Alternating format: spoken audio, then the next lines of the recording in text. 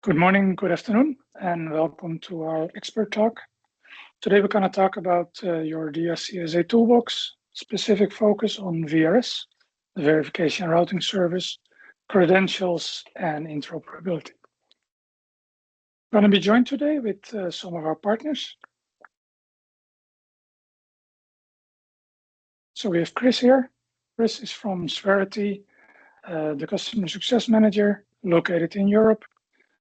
Matt is here from Criterion Consulting, an expert in the DSCSA, and myself, I'm Mark Blacking from Movilitas.Cloud. Three companies. Why do we want to bring this webinar to you? Well, if you look at Spherity, Spherity really provides a platform called Caro, which is providing secure ATP verifications with trusted digital credentials. Criterion, Matt is really translating the DSCSA rules, the law, into actionable compliance strategies and helping customers to make sure they're compliant with DSCSA. And Movilitas.Cloud provides a tool on the internet delivered as a software as a service to do serialization, track and trace, and give you access to the VRS environment. So today we'd like to go over the final countdown. Where are we today, October the 30th? Where are we actually with this legislation? Going to break down the challenges. So what are actually the things you need to do or should have in place today? Going to talk about how can you quickly get compliant, and then we move into the VRS part and hopefully explain to you how the VRS network or how this whole system actually works in practice. We're going to zoom in into an app that is available for you to do VRS for free, and we end up with Q&A.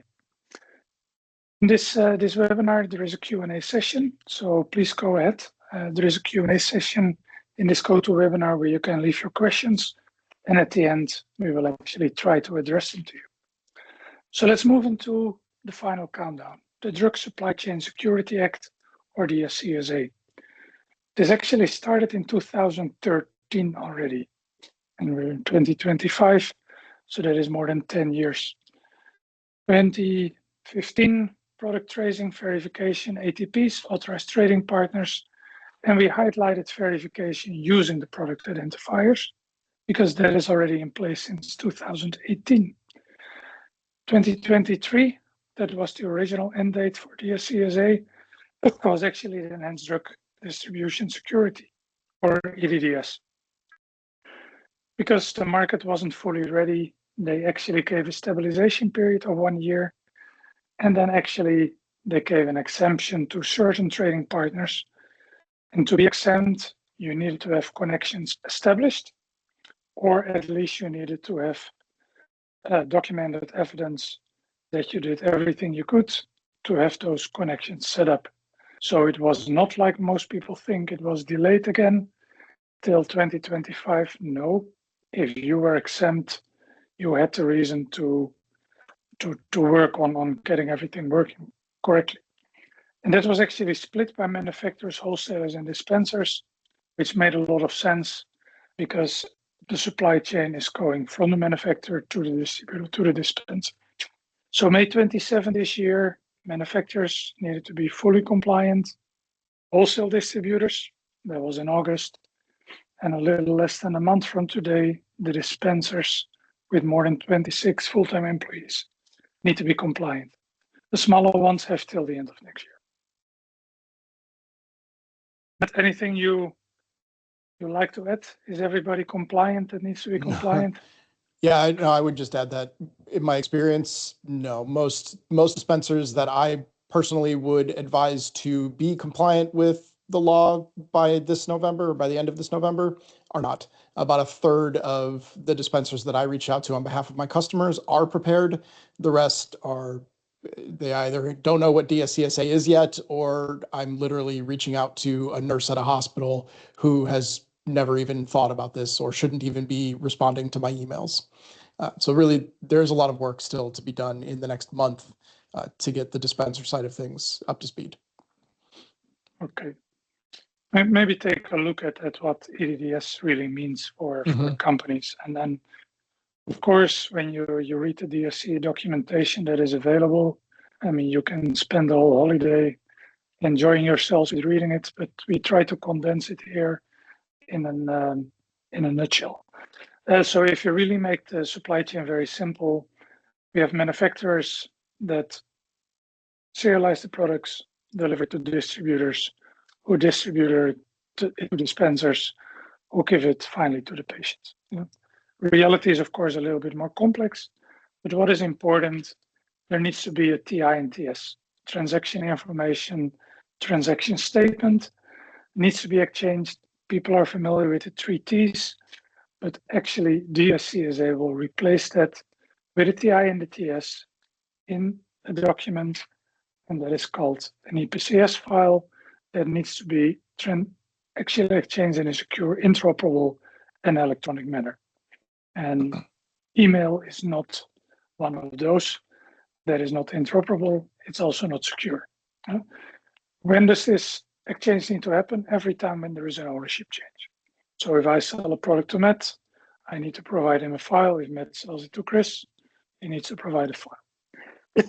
And that file should actually arrive before the goods physically arrive, because you're not allowed to accept the goods if you don't have that file. And even if you have the file, you need to make sure that the serial numbers in that file match the physical numbers that you actually received. And otherwise, you have an exception. Exceptions, it's a big topic in the market. There are exceptions that the file itself doesn't make any sense. It's missing information, cannot be read. But there is also the exceptions about the content of the file, like the serial numbers in there. And right. Say something about it? Yeah, there's two types of exceptions that occur. Most commonly are really only defined as these two types. It's product no data or data no product. So meaning you received product, but you did not get the data for it, or you received data that you did not get product for. The product doesn't match the data that you sent, an overage or a shortage in units that you purchased, but either were overshipped or undershipped, those units that you purchased. Most commonly today, it's the product no data exception that occurs, which Mark was touching on. If I, as a distributor, purchase product from Mark and the product reaches me before the data does, I technically cannot take that, or legally cannot take that product into inventory.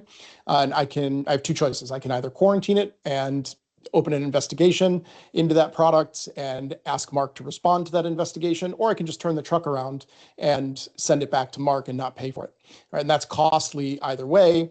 Either your product sits in quarantine and it's not being shipped to your customers, your downstream customers or the dispensers and the patients that need the product, or you're having to accept a full return on a truck that cannot be accepted into inventory at your wholesaler, which is actually a pretty common scenario these days. I get 90-minute warnings from my customers, wholesalers, saying they received a truck, but there's no data. I have 90 minutes to respond, or they're going to turn it around, or they're going to put it into quarantine and then open a quarantine investigation on that product, a suspect product investigation, essentially, which comes with documentation and all sorts of effort in order to close out that investigation and get your product out of quarantine.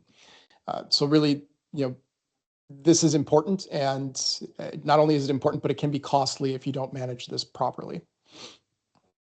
And besides the cost, there is also the patient. I mean, the patient is in need of the medicine, and you cannot deliver it because you haven't received the file.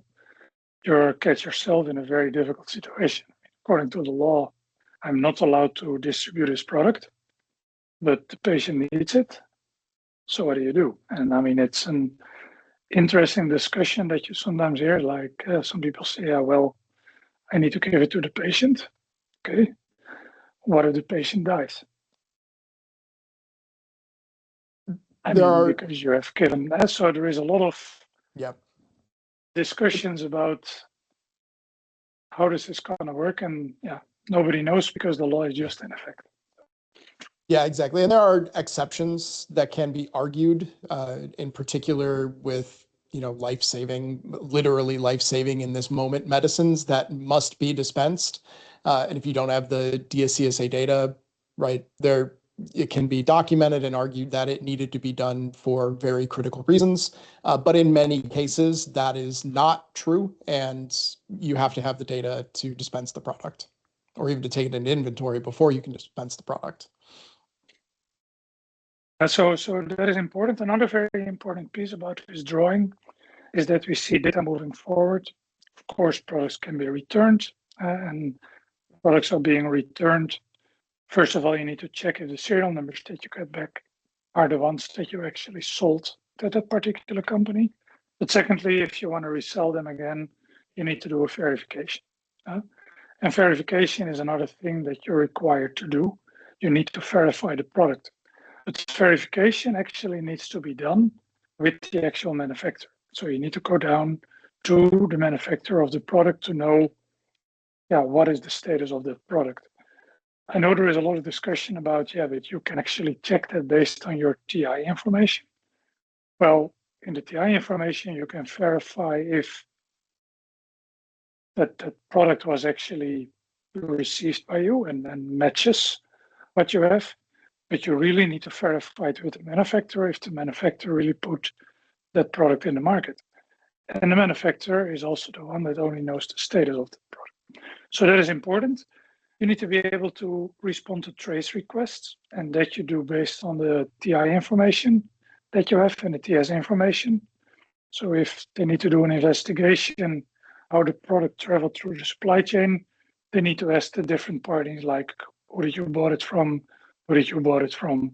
Who did you bought it from? And all these records need to match. And if they don't match, there is another problem. So we know what needs to be done. We know that the timing is pretty much come to be compliant, and we do have a solution for that. So if you need to be ready, we do have a solution, Movilitas.Cloud, cloud-based system that you can register online. You can immediately use it. If you don't like it, you cancel it, and you don't pay anything if you cancel in the first month. After that, the contract is month by month. So it's something you can really try. If you look at the different things that the companies need to do, serialization and aggregation is needed by the manufacturers. One particular thing that is very important in the US is that you have aggregated trade items. The example I always use is a six-pack. You have a six-pack, every bottle has a number, the six-pack has a number. If you remove one bottle, then the six-pack doesn't exist anymore. That is the same for these type of products. So physically, you can still see the code, but if the package is opened or if there are products missing, then that code is useless. So you should not scan it anymore, because then it's wrong. Manufacturers need to respond to trace requests, to verification requests, and they need to be able to ship and generate an abscess file. Distributors need to receive. Nice thing is, of course, that when you receive, that you can immediately compare it with the content of the abscess. You need to ship and generate an abscess, and you need to do requests and responses, and the dispenser need to receive request verifications and respond to trace requests. Package is there, so that is something you can use immediately. And of course, if you need help from somebody with expertise in this market, Matt, can they call you? I think they can. Yeah, absolutely, you can. Yeah, I do recommend having some sort of subject matter expert help you, either somebody internally or external resource, or working with a solution provider that provides that subject matter expertise for an implementation. These things can take quite a lot longer than you might expect them to, especially when you consider, vendor selection, contract negotiations, all of the things that need to take place before the kickoff of your actual implementation. And then when you consider the trade partner integration piece of this, you're not only reliant on your own resource and your own tools, but also your trade partners' resources and tools to be ready and available to integrate with you. So, start now. In particular, dispensers, you're kind of already out of time to do this. So please, if you haven't, reach out to somebody for help today and get yourself started, because, like I said, you're out of time. makes sense. So let's move a little bit more into the verification component. There is a lot of talk about VRS, verification router service, but we also have the feeling there is a lot of unclarity about why is it called router service and how does this really work. And so the VRS system as such is not just one system. It's actually a system of systems, and 10 solution providers worked very hard over the last years to work together to build one stable system that allows companies to do verifications actually in less than a second. And that is very important because you like to have very quick answers. But there is also another piece that is very important, is that you probably don't know where to go with your verification request. Because if you have a product that you feel suspect or you're being asked to verify it, who do you call? Who do you contact? With VRS, you don't have to worry about it. You just scan it and the VRS routes it to the right company. So how does that work in practice? Well, the system works with what is called an LD, a lookup directory. And every VRS provider has its own lookup directory, and all these lookup directories should have the same records in there. So that is why they're synchronized. And we all work together to make sure that that is happening. First thing that needs to happen is a manufacturer, who is the responder, needs to actually register the GTINs that they are responsible for, that they own, and they register them in the lookup directory of the VRS provider, and that VRS provider then also has access to the serial numbers from that manufacturer. Every VRS provider also has an endpoint. That is actually the verification endpoint, and that is where the request is being sent to. So what is happening, the requester is using a VRS provider. They're scanning the product. When they scan the product, the VRS provider looks in the lookup directory and routes it. That is why it's called a VRS, routes it to the endpoint that has the answer to that one. The endpoint answers, and we provide the answer back to that one. And this is all happening at the moment on average in less than a second. So it's working pretty fast. So this is how it really works. Another thing that's important is that when we look at this schema, is that the people that are doing the request and the people that do the response often don't know each other. And DSCSA says only authorized trading partners are allowed to do requests, and only authorized trading partners are allowed to give a response. So how do you guarantee that? When you exchange APSIS files, it's relatively simple because you're direct trading partners, you have contracts with each other, you know each other, so you know that you are allowed to deal with each other. When you do a request, how do you know that your manufacturer is actually authorized? And how do the manufacturer know that you're authorized? Well, typically that is done based on GLNs. GLNs are the global location numbers. And I think pretty much everybody knows that every authorized trading partner needs to have a GLN to comply with EPCS, to comply with the DSCSA, because without a GLN, you cannot generate an APSIS file. So how do you actually identify it? And that is a big issue because GLNs, you can just search them on the internet. So I can just act like I am somebody else. And how do you prevent it? Okay, you can argue, you can say, yeah, but you can have GLN whitelist and GLN blacklist, but still I can act like a big company and probably I'm allowed then to be entered.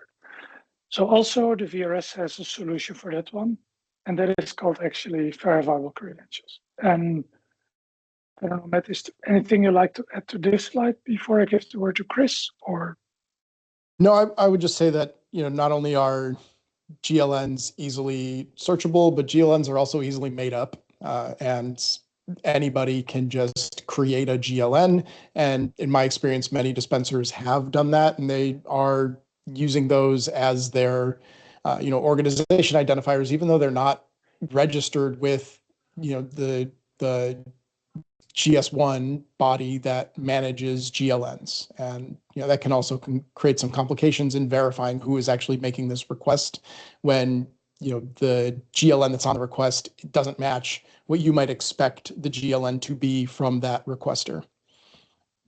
Yeah, and it's not allowed because GLNs are official numbers. Yeah. Chris, maybe you'd like to share your ideas how Spherity can solve this issue about how do you know who you're dealing with? Sure, yeah, thanks, Mark. So because of the issues that Mark and Matt just highlighted with GLNs, about 5 years ago, the industry was looking for a better solution. And this is how the idea and the technology behind ATP credentials, Authorized Trading Partner credentials, was born. They are digital credentials that include not just a quick lookup of an FDA registry or a state board registry. There is some due diligence that goes within, so they are properly vetted credentials. And the providers like Spherity have collaborated with VRS providers to integrate that technology into a simple flow so that the automated lookups of both the product identifier information, but also the trading partner validity, all can happen within that around about 1 second time frame that Mark mentioned earlier. So it's like ping and gone, right? That's the kind of transactions we're talking about, and there's no way a manual system could vet the counterparties in electronic transactions like that. So what happens with credentials is when a product inquiry is sent into the VRS system, before it's getting really into the network, the VRS picks up the credential from the trading partner, the requester, like a dispenser or wholesaler, picks it up, attaches it to the inquiry message, sends it into the network like Mark explained, it's being looked up in the directory and routed to the correct manufacturer, who then responds. And if they have a credential, the responding VRS will again pick up that credential, attach it to the response message, and send it back to the requester.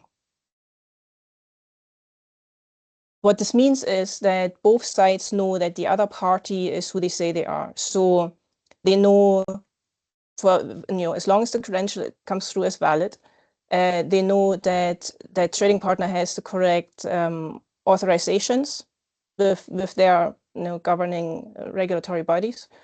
But they also know that in that moment of the interaction, this is truly that party. Like we said, for example, GLNs can just be looked up in a directory. You don't know when it's being sent, who's actually sending it. You don't know whether it is the party that is listed by GS1 is actually sending it. With credentials, you do know it's the correct party having attached the message to that, the credential to that message. I think for an overview, that's what I would. And I think what's important to know also is that the codes that you send, they're only valid for 5 minutes. So if somebody would take those numbers or is able to get access to it, they cannot misuse it, because after 5 minutes, they're completely useless. So that's important. Correct. One point maybe to add to the due diligence that's happening to create those credentials, that is thoroughly standardized and third-party audited. So any solution provider who wants to provide that kind of vetting service would need to go through an independent audit first.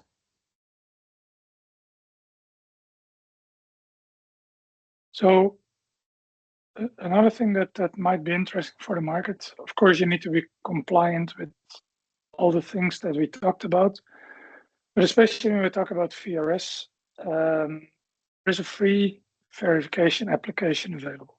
And you can scan this QR code. Depending on the phone you use, it will actually route you to the App Store or to Google Play. You can download it, and then you get the application Movilitas DSCSA. The thing that is required, of course, you need to provide a GLN, an email, and a phone, because that is part of the standard from GS1, how you need to do a verification request. You're not allowed, we put it here, you're not allowed to put a GLN that is not yours. But yeah, it's not allowed to steal. And if people steal, they also don't permission. But to make sure that, because we're putting a free application, we have no control over the people that are actually using the app. And that is the reason why for this application, you actually need to use verifiable credentials. And through the app, you can actually request it. So you download the app, you request your credentials. If you don't already have them, Caro will actually respond to you very quickly with the credentials. They provide you with a code, you scan that code.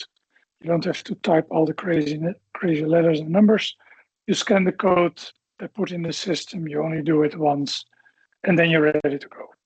And you can start scanning, you can do verifications. Yeah? You want to try it out, you can download it. There is also an interesting article from Spherity about GLNs versus credentials. So we recommend reading that one also. Maybe the key takeaways from this one, because I was just checking, we're getting quite a lot of questions coming in. So I want to reserve some time to go over the questions also. And yeah, please keep putting them in. Some key takeaways. So first of all, the EDDS is active. It means distributors are not allowed to accept goods without an APSIS that matches the physical delivery. That is the case today. We do know that companies are still accepting goods, but that actually means you're not in compliance. Am I exaggerating that, or? Yeah, that is true. Yeah, and it technically goes in both directions, right? The product no data and data no product, right? If you receive a shipment that is short, you should technically be quarantining that shipment, especially if it's a controlled substance or even a high value product. At least you are not supposed to take that into inventory. Product. Yeah. If you have data no product, and then at least you have the advantage that you don't have the product. So well, I mean shortage in particular. So you can be in a data no product scenario where you still received product, just not all of it. Which again, with controlled substances, that's a risk. That's a liability for your entire supply chain and outside the supply chain. Anyway, go on, please. If you talk about the dispensers, the next group in line, in 1 month, actually a little bit less than a month, because November 27 is the deadline. And there, at least we see that a lot of companies don't know too much about what is required there. Yeah? And that is a little bit of a concern. At least they have the advantage they don't have to ship products, so they only need to receive the files.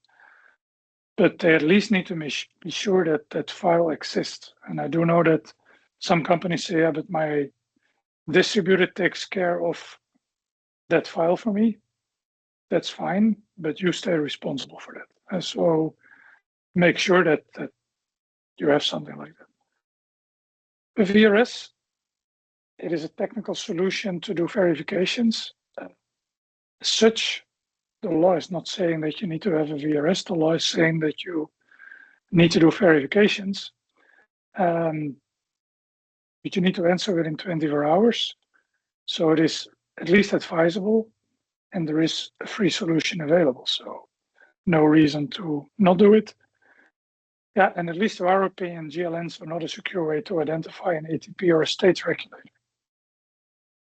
So OCI, the Open Credential Initiative, they provide credentials. Spherity has the practical implementation for that to check your identity in real time. And everybody knows the internet is great, but we also know that nowadays, how do you know that the person that you're talking to is the person that you think you're talking to? And we need to be aware of that. And also for these type of things, you want to be sure that everything works, because there are a lot of people with bad intentions. Otherwise, we wouldn't need DSCSA to begin with. Anything, Chris, Matt, you'd like to add before we move into the questions? I would maybe add, because it's the first time you mentioned OCI, so just to explain that, as Mark explained, the VRS network, where half a dozen to a dozen providers have to interact, that's because all these VRS providers adhere to certain technical standards. And the same is true for credentialing providers. We adhere to certain technical standards, or at least guidelines, and OCI provides these guidelines that we adhere to ensure that interoperability and the smooth running of the network. Yes. Thanks, Chris. Well, with that, I saw the questions coming in. Let me see. Okay. See, we have a lot of questions. Just a second to read some of those. I think we have here two questions that kind of look alike. One is saying, when we scan with your solution, we get error messages that the GTIN cannot be found. Why is that? Yeah, that one I can easily answer. There is another one that is a little bit the same, but let me answer this one first because it's a very short answer. Yeah, the reason why you get that, we talked about the lookup directory. So if you scan a product, we check in the lookup directory so that we know how to route it. When you scan a GTIN that we don't have in the lookup directory, then we cannot route it. So then we give you an error message to contact our support. And typically what we do then, we look up for you the manufacturer, the details, and we will actually provide you the detail. And hopefully we can even provide you an answer how you can contact them. And of course, we will talk with the manufacturers also if they got a lot of questions, that there is a better way of doing this. Yeah. And there is another question here, like, who's responsible for responding to verifications when the brand owner is using VRS, but the downstream trade partner is not? That sounds a question to you, Matt. Yeah, you are. That's the short answer, right? So, like Mark said, they will look up a brand owner for the distributor or dispenser that's trying to make a request and then send an email. As a brand owner using VRS, you might have distributors or dispenser customers that are not using VRS, and so they will also send you an email. And this is one of the challenges with VRS today, is that not everybody is using it yet. And even some of the bigger players today are doing their verifications over email still. So even if you're using VRS, many of your customers might use it and you might have this as an automated process, but you will still receive email verification and you will still be responsible for responding to those verifications, because VRS is not a requirement, but the verification process is. Great, thank you, Matt. There's here another question is, how long does it take till I get ATP credentials? I think we need to look at Spherity for that one. Yeah, sure. It varies greatly. It depends on how well prepared the applicant or the trading partner is. So the super fast track is when the when someone in the company has a DEA signing certificate. So that's those people who deal with controlled substances, because then the process is or can be fully automated. It can be involve some manual steps. If there's no such, so normally these sort of DEA signing certificates, the downstream partners have them. It's rare for manufacturers to have some, but even for manufacturers, they should check if they apply for credentials. That's always the first check I would do internally, because it really speeds up the process. And And otherwise, if you have to go down the manual route, it would involve finding certain documents that prove that the company is indeed that company and that the person submitting the information is indeed that person before we get to the FDA registration or state board registration. And then if you're well prepared, this can be done quickly. Like it could be turned around in a day or a couple of days. It always depends on both sides how well prepared they are. Okay. And that brings another question to me then also. On top of that is like, I went through this whole process, I get my ATP credentials, and now for whatever reason, my license is expired or taken away. Can I still use my ATP credentials then, or how does that work? If we identify that the underlying evidence is not valid anymore, the credential will be revoked.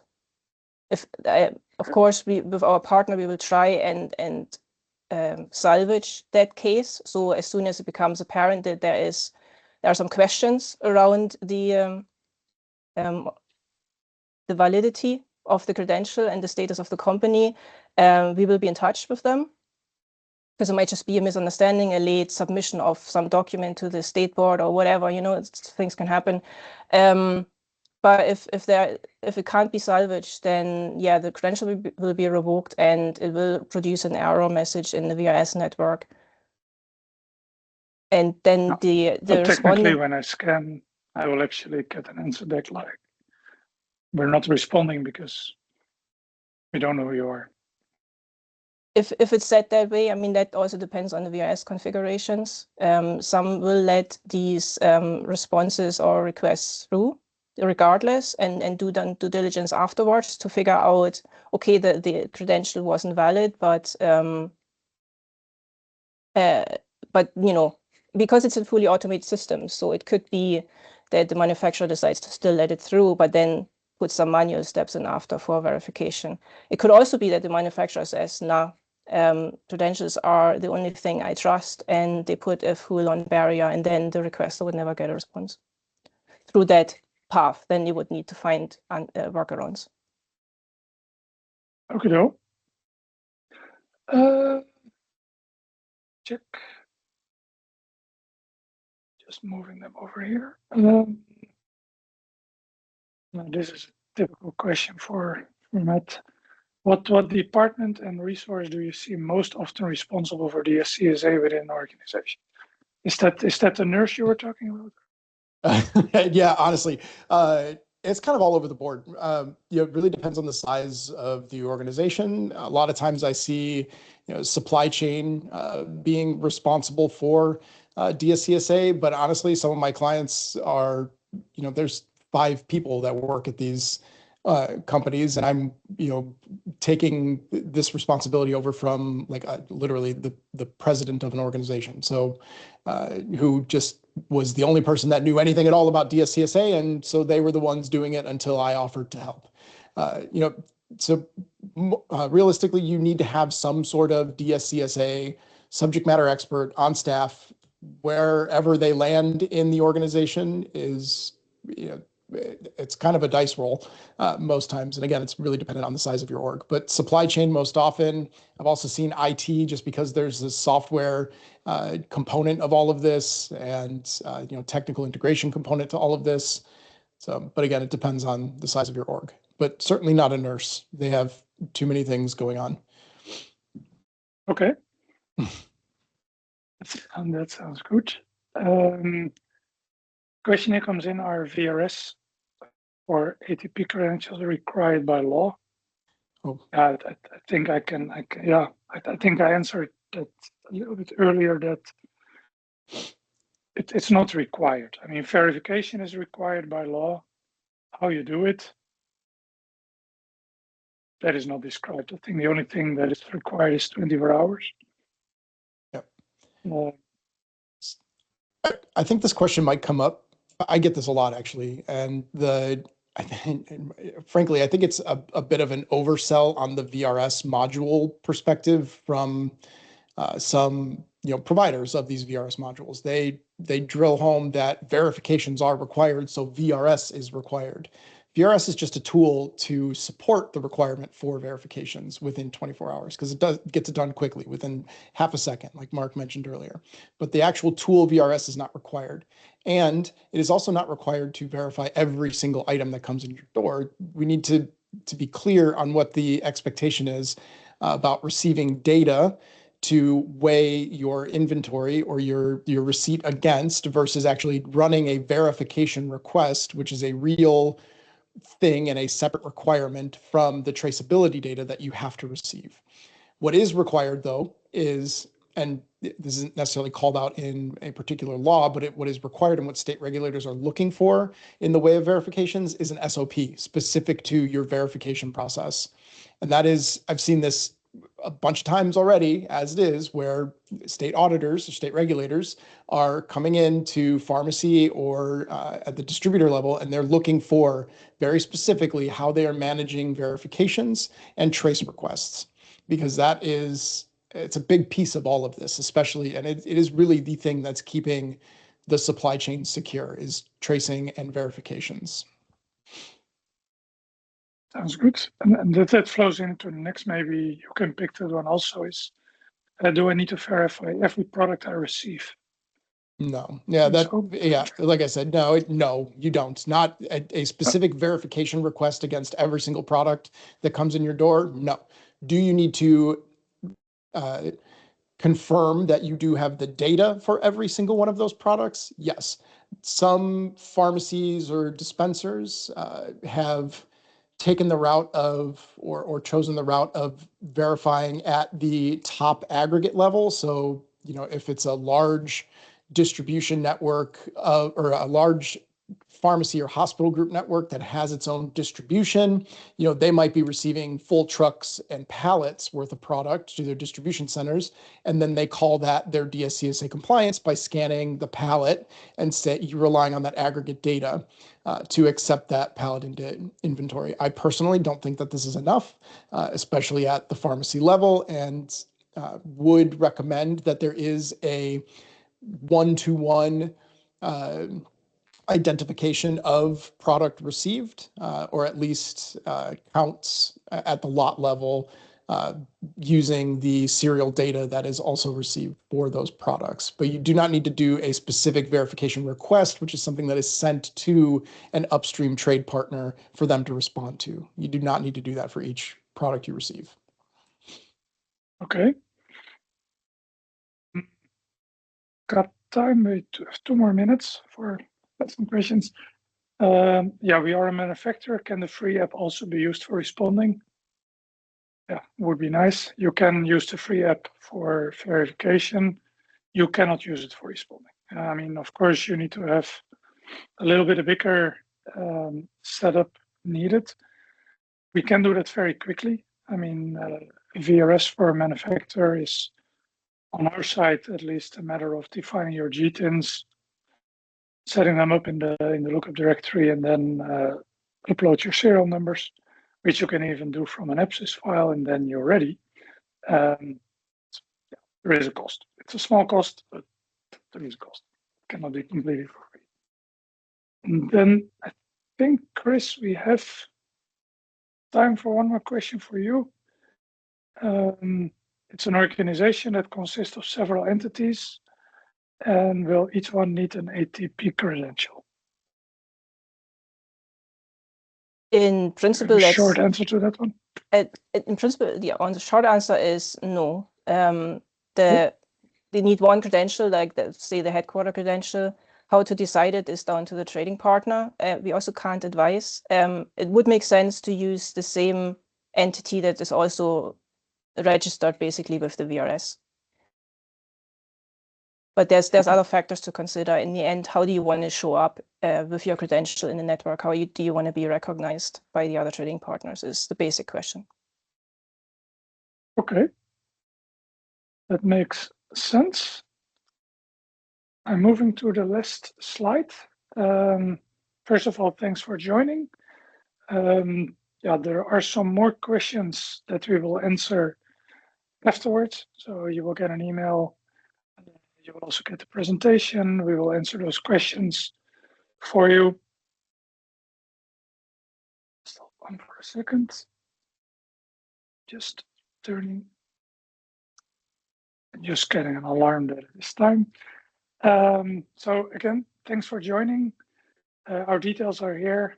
If you have any questions afterwards, you want to talk further, feel free to contact one of us. And yeah, that ends. Thanks, Chris. Thanks, Matt. I think it was an interesting conversation. And Yes. thanks to the public for joining us. And Yes, hope Thanks for thank having you. us. see you soon. Thank you. Thanks.